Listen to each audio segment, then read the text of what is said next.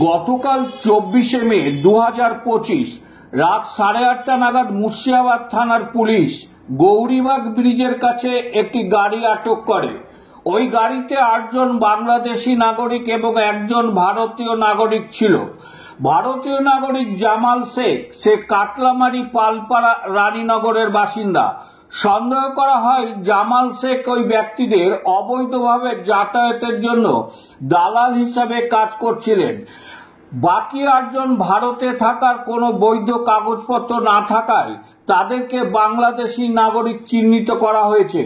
বাংলাদেশি ওই 8 জন হচ্ছে রবিউল ইসলাম, মোহাম্মদ ইদ্রিস শেখ, আনারুল শেখ, মিলন গাজী, ফারজানা খাতুন, জেসমিন খাতুন, জুলাইকা বিবি সাথী।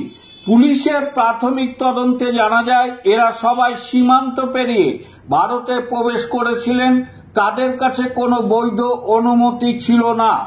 আজ 25শে মে এদের সকলকে আদালতে পেশ করা হচ্ছে বলে পুলিশ সূত্রে জানা যায়। প্রবাহ সংবাদ, লালবাগ থেকে শঙ্কর ঘোষের রিপোর্ট।